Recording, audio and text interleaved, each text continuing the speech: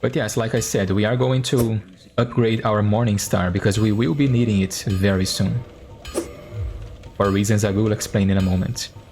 I was planning on making my way to the lower Undead Burg as I wait for someone to summon me.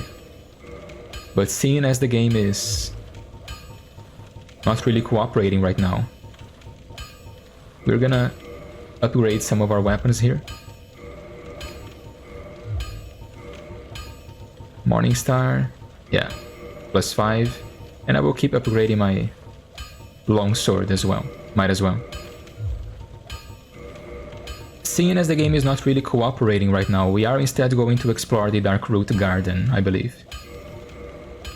Does Andre have anything to say about the Darkroot Garden, I wonder? Santa's fortress is an old proving grounds built by the ancient gods. It is the only route leading to the great Anor Londo. Of course, most fools can't even find their way into that fortified death trap, but they won't stop trying.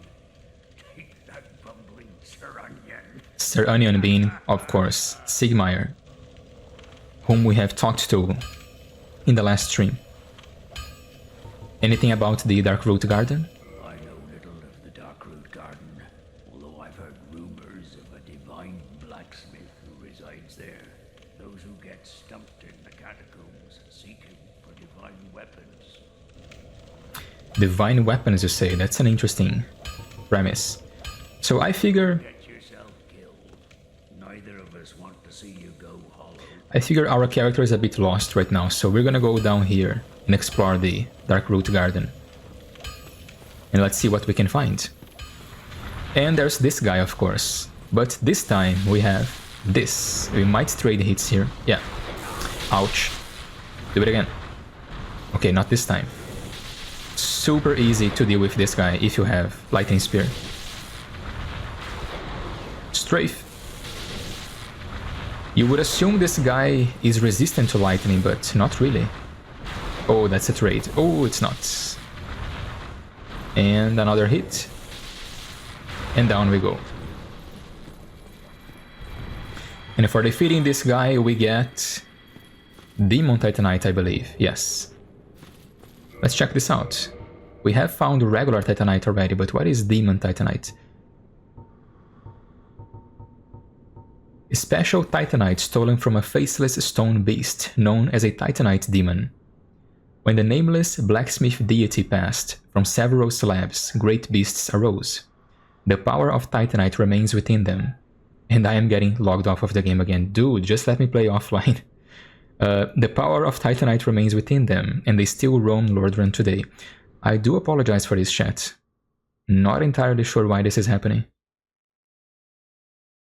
I do hope it is the game's server acting up and not my internet. It shouldn't be my internet anyway. Do let me know if stream is laggy on your end, please. Unable to connect. Please check your network settings. Alright. I'm not trying to connect, I'm just trying to play the game. Thank you. I don't mind going offline for now.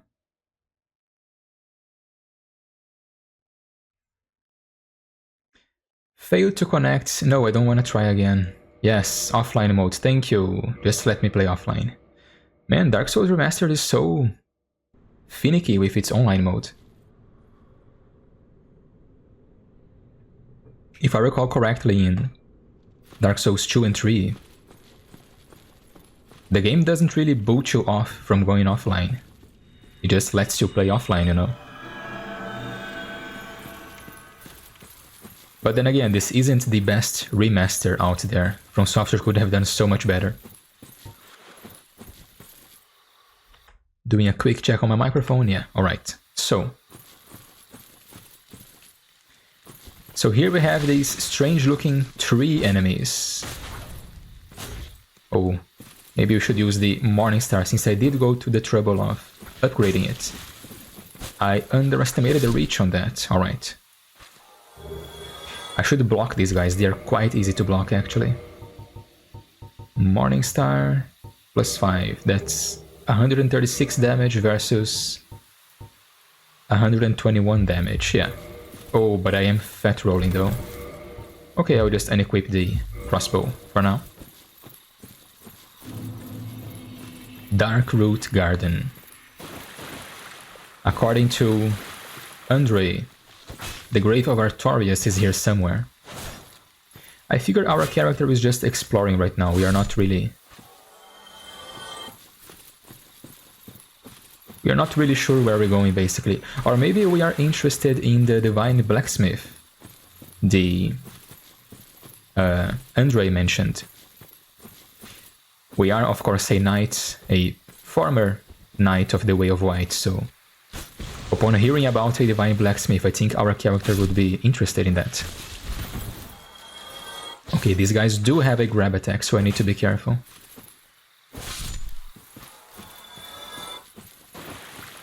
Some people in chat already. Greetings, everyone. We are continuing our Dark Souls 1 lore through, and we are going to the Darkroot Garden in search of the Divine Blacksmith who lives there. Hopefully we will be able to find him. And we are unfortunately in offline mode because the Dark Souls servers seem to be acting up for some reason. What is this, chat? Locked by some contraption, so we cannot open this, not yet anyway. Well, I do, however, sense something quite strange about this wall. I think we should kick it for no apparent reason. And my instincts were correct. We have found a bonfire. Some of these bonfires are quite, how can we say, not beginner friendly, to say the least. Although this one, I assume you can see it from here. Like, yeah, if you come over here and turn the camera around, you should be able to see it. So a new player might be able to guess that the bonfire is there. It would be interesting if they made some sort of sound as well, which they do, but only after they are lit, right? We can't really hear a bonfire when it's still, well, unlit. So it can be really difficult to find them. Well, that's locked, so let's see what we have this way then. How are you doing, by the way, chat? Hope you're having a good Saturday. I've had lunch not 1 hour ago, I believe. And I am drinking some tea right now as I play the game. So yeah, this is an ambush, as you guys can probably tell, which I am not going to fall for, because I was not born yesterday. This knight was not born yesterday. It would be interesting if I could get some purple moss crumps as well. Okay, so that triggers the trees to get up. These enemies have no poise, so they are quite easy to deal with, but they can be a hassle in numbers because of their reach. They can attack through each other and hit you. That's 3 or 4 red crumbs. Oh, I got 1 purple one. So I just need a blooming one to get a bunch of free Twinkling Titanite from the Undead Asylum once we get back there. And we have another mysterious white light. Let's go through it.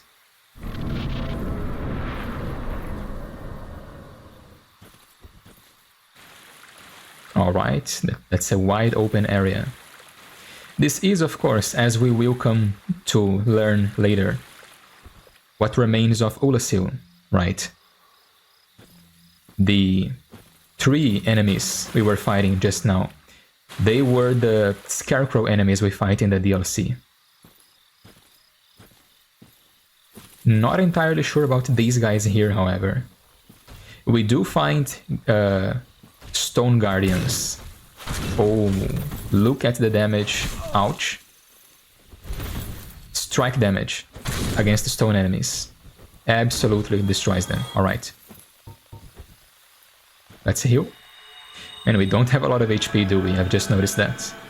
It might be dangerous to face the butterfly, as we are right now. We should be able to manage though. But yeah, like I was saying, we do fight some stone guardians in the DLC, but they have a very different design from these guys here, so I can only assume new guardians were built after the fall of Oolacile, and these new guardians too eventually were abandoned and grew all mossy, like these guys here. Alright, so let's do a bit of exploration. There's a lot of traps in this place, or rather, ambushes. Speaking of which, I've just forgotten about this one. How did that hit me? Did I just get dead angled by an enemy? This enemy is PvP attacking me. Be gone. Die, creature. You don't belong in this world. Like I was saying, there's a lot of ambushes here. Which reinforces what I mentioned in last Saturday's stream, right? I really don't think Dark Souls is that difficult. It's just meant to be played slowly. It's meant to be played with attention, you know? Ow! Oh, you have got to be kidding me. That's the strongest poison in the game, by the way. In terms of damage, that is. Well, good thing I have these. This never happened to me before. Partisan, and also egg vermitude. Vermifuge, excuse me. Let's check that out. Egg vermifuge. Removes parasitic egg from body. Bitter sour chestnut. Removes parasitic egg from body. The egg bearers have chosen to serve the flame of chaos, and the egg symbolizes this selfless choice. Naturally, these chestnuts are forbidden, but are allowed under special circumstances. Alright. What about the weapon we've just got? Partisan. A spear with blade attached to broad point, boasts long reach and can slice. The wide range of this spear makes it adaptable for many situations. Its strength lies in its length, but in cramped quarters, this backfires and slices ricochet off of walls. Interesting. We will eventually use a spear, just not this one, I believe. Or it might be this one. Doesn't seem that long, actually, honestly. I think other spears have a wider reach. That's 13 points in strength and 12 in dexterity. I would like to use a spear on this character, but I was thinking of the winged spear. We might go with the partisan, however. We'll see. Like I said earlier, we are going to have a assortment of knightly weapons with this character. Where to now? Where to now? Over here, I believe. That's where we defeated the other knight. So there's another ambush right over here. We can see there's a tree enemy hiding here. Oh, the damage is quite good, actually. And there we go. Pure strike damage, by the way. I don't think these enemies are weak to strike damage. The stone guardians are, obviously, but the tree enemies, I'm not so sure. They are very weak against fire, however, for obvious reasons. Hit me, and be gone. Alright. And can I aggro just the guardian and not everybody else? Yes. Let's back off, actually, and let these guys... that guy, actually, come towards me. Oh, he didn't see me. Over here, man. There you are. These guys can cast a miracle, which can be quite deadly if you're not careful. Yeah, there it is. If that happens, you just get away, because it works quite similarly to the version of... what's it called now? Tranquil Walk of Peace, which we can cast as well.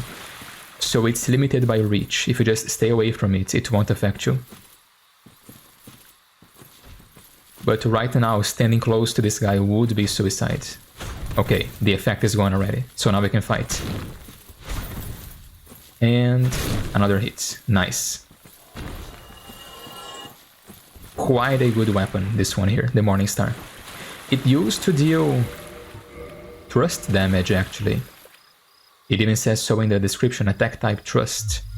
But this was actually nerfed, I remember, way back in Prepare to Die. Because you could just stack poise and continuously counter people. You could equip the Leo ring and deal some insane counter damage with this thing. So it got nerfed by having its damage type changed. Let's hit this guy. We should be able to kill it before I can cast. Yeah, there we go. And a stone great shield, nice. Let's check that out. We also got a Baldur shield in the last stream, you should read that as well. Mossy round great shield used by the guardian of the Darkroot Garden, the Stone Knight.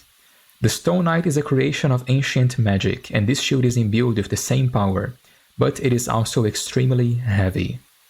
No kidding, it's 20 units in weight, that's insanely heavy. Very good magic resistance though, 80%. And 75 fire as well, so very good. And the Baldur shield, let's check that out. Shield of the Knights of the Ancient Kingdom of Baldur, tweaked for improved stability. Baldur was the home of Night King Rendel, but the kingdom was reduced to ruins after a widespread outbreak of undead. I believe we did read that actually in the last stream. But yeah, there we go. Baldur is one of the kingdoms which we can only assume neighbor Lorethrough. And some of its knights came to Lorethrough, trying to complete the prophecy of the chosen undead. That's why we find some Baldur knights here, by the Undead Parish and also later in Sen's Fortress. Okay, we can almost grab that item, chat. We are almost there. Over here, please. I want you to get away from those guys. Get jumped.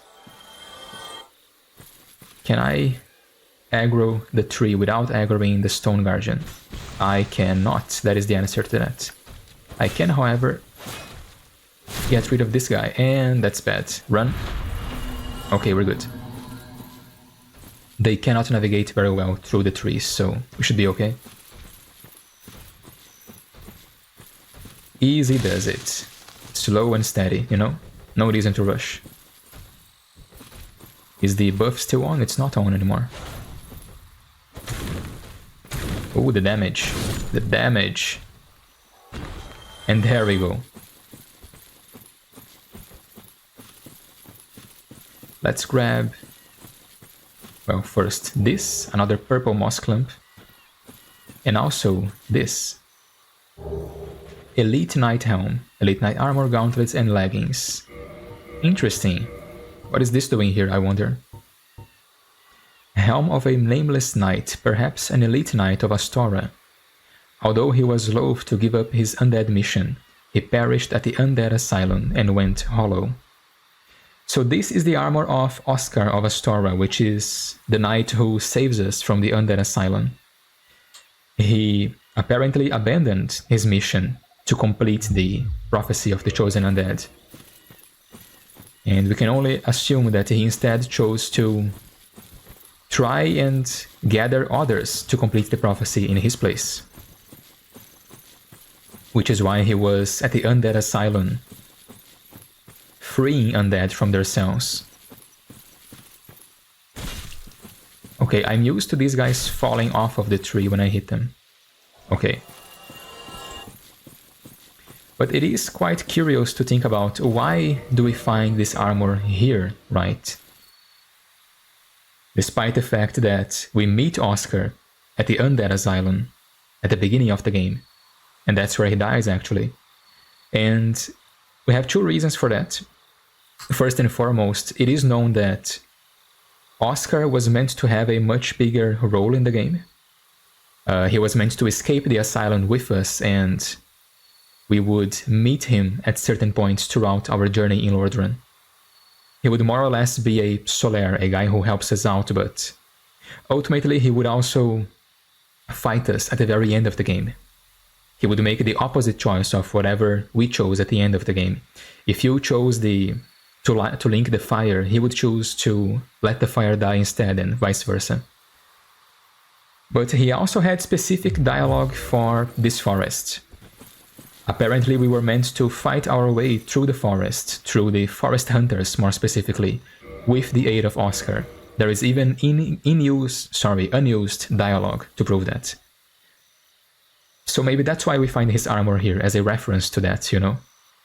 As a reference to what he was meant to do before his role in the game got rearranged, basically. Another reason that I like to think about is the same reason why we often find items which belong to NPCs, even though the NPC is well and good, is well and alive, you know? And the answer is because the flow of time itself is convoluted, right? This armor we've just gotten belongs to another version of Oscar who did escape the Undead Asylum and died here instead. This is also why we find in Dark Souls 3, what's her name again? I believe that's Karina. Karina from... No, it's not Karina. The lady who teaches us miracles in Dark Souls 3 and who wants to become a firekeeper. We find her alive, and her bodyguard as well. Her bodyguard is called Egon. And we can talk to both of them, and not too much time later, after talking to both of them, we find two bodies hidden in a cave in the forest.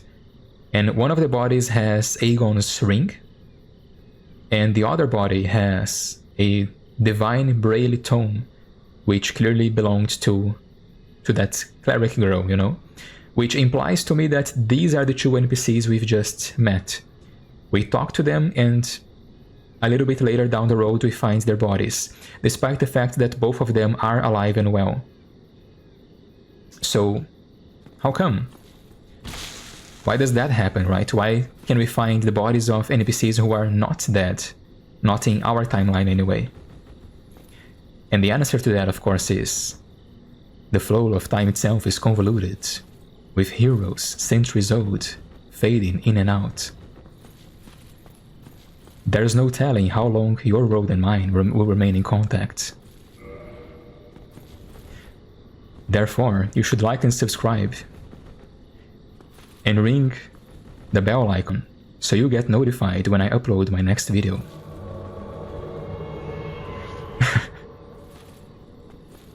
But yeah, there you go. Time is convoluted, chat. That's the answer. Speaking of which, we have just summoned a NPC who is probably dead. Which Beatrice, we will find out later, is a wizard who braved the abyss, and either she dies later in the playthrough off screen, we never get to see her alive, or maybe she's already dead and her summoning sign just lingered behind after her passing. Regardless, she will help us fight whatever awaits us behind this door. That thing over there, actually. Right over there. Which scares me because we have very little health and no magic resistance whatsoever, but I'm sure we'll be fine.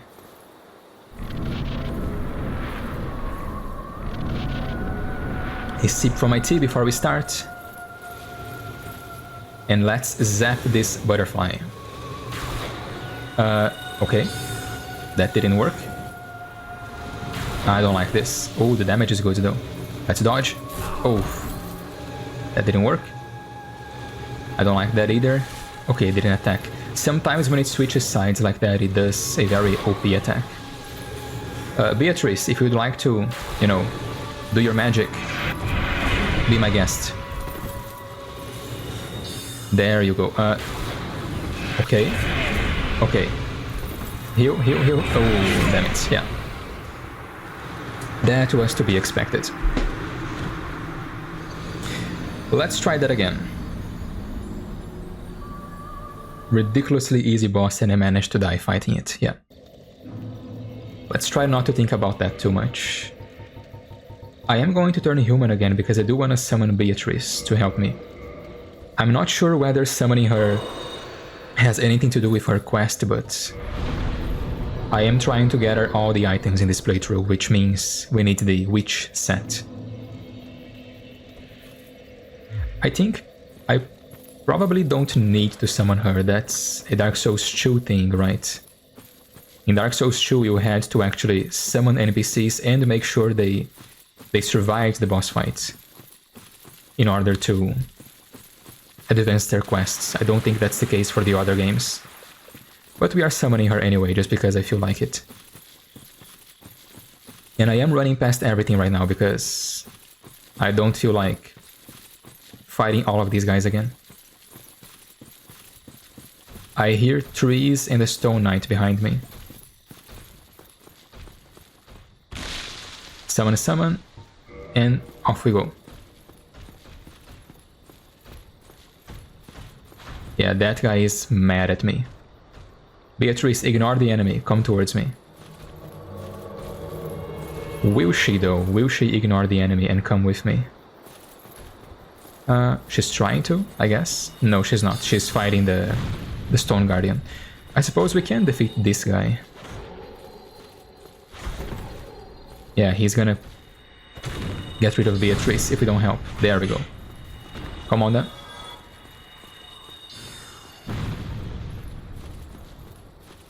Let's try that again.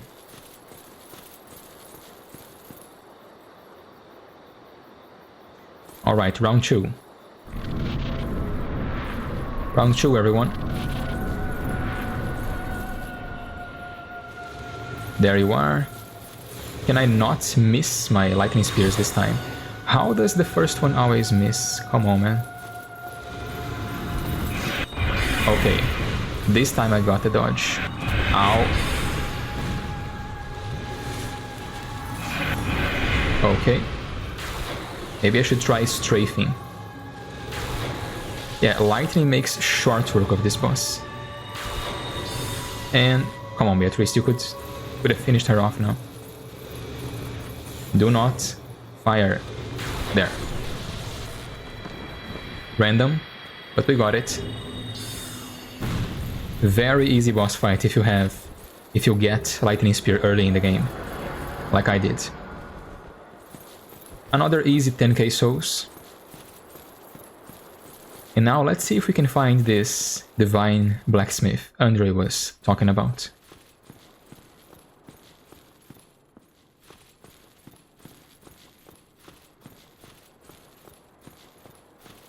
Another sip from my tea before we ascend the ladder.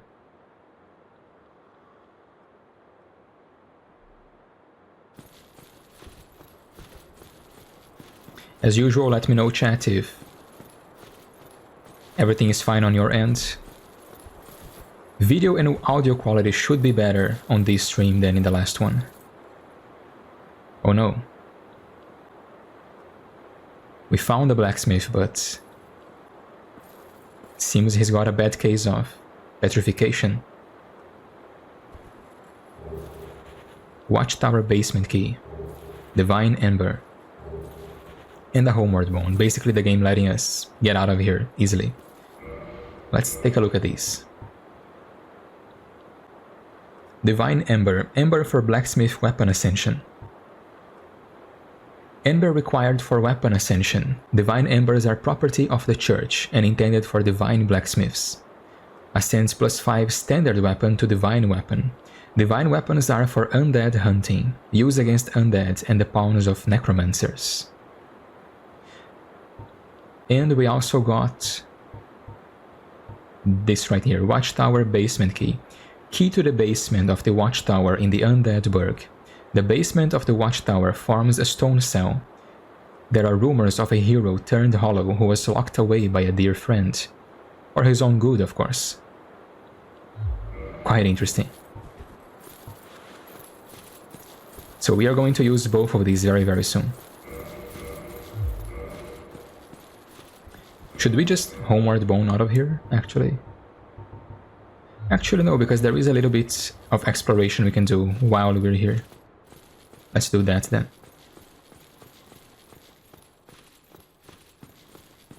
It's interesting to see just how much this game tells you through item descriptions. People usually say that, or used to say anyway, that Dark Souls is a game that doesn't really hold your hand, but dudes, all you've gotta do is read, really. It's right here, you know? It's this ember is meant to be used against undead and the pawns of necromancers. There's quite a lot of information for those who are looking. So there's this guy here. Oh, we can kill this guy before he hits us. Yeah, we can. Strike damage, everyone. Love it. There is another area we can explore. The trees which were pursuing us seem to have backed off, apparently. Oh, there's one there. Interesting. I don't think they will notice me. And you... Okay, these guys have seen me now, so... Let's not ignore them. And running attack. Hit both of them. And this guy. There we go. Ah, there's another one. Okay. Another hit. Not dead yet. Another hit. Okay. Blood red moss clump. Can I get a blooming one, please? I really want one. Another purple one. Okay. So this guy is usually over here. Interesting that... I mean, this can happen sometimes. It will spawn in the wrong place or move for some reason. Possibly because I ran past this area and it messed up with its AI for some reason. Interesting. So we don't even need to kill it. We can just walk past. And what is this? What are you, man? Out of my way. No items.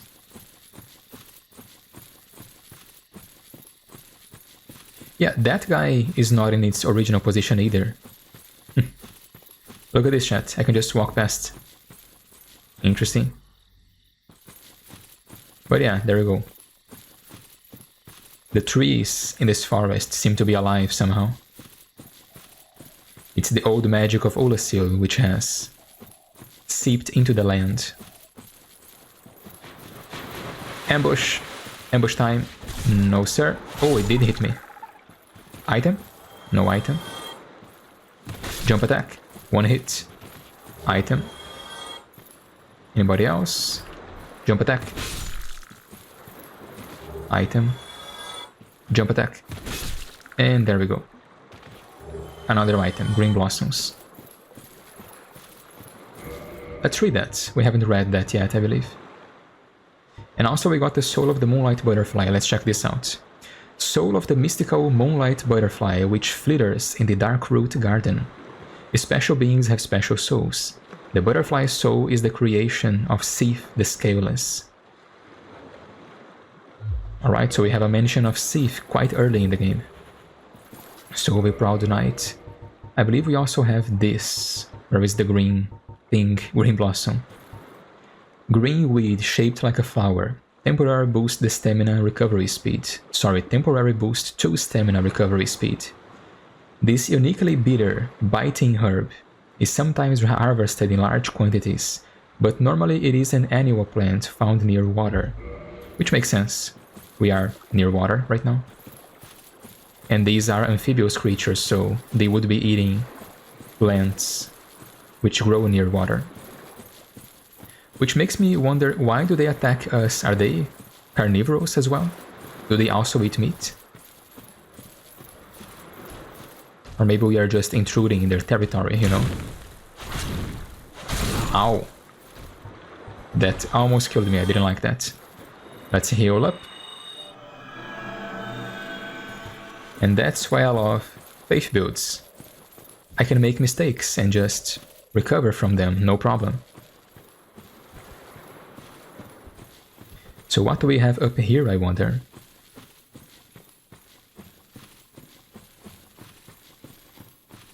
We have 19k souls on us, that's not bad. Not bad at all. No need to get up, sir. I was just leaving. No, thank you. I will not have any magic, thank you.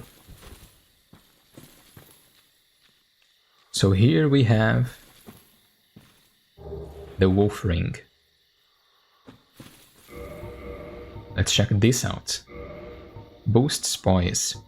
One of the special rings granted to the 4 Knights of Gwyn. The wolf ring belongs to Artorias the Abyss Walker. Artorias had an unbendable will of steel and was unmatched with a great sword. We are equipping this bad boy right now. And again, it's super interesting how it all links back together once you play the DLC, right? Why do we find the wolf ring here? Because this is the country where Artorias passed away.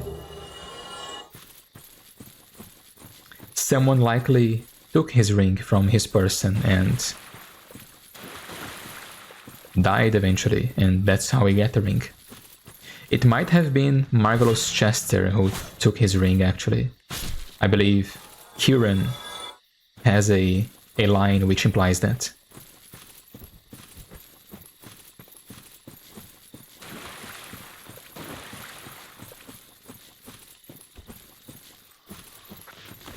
Which one is your favorite Knight of Gwyn, chat, by the way?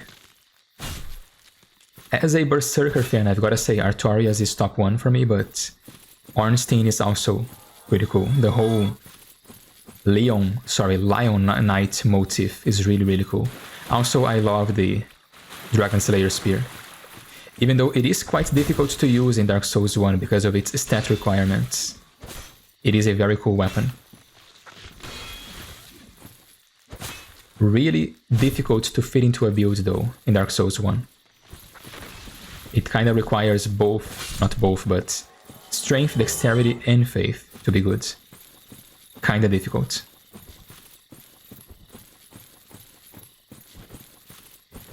But alright, there we go. We haven't found another Bell of Awakening here, but we did find a Divine Ember, which we are bringing back to Andre, in the hopes that he might be able to use it. Who knows?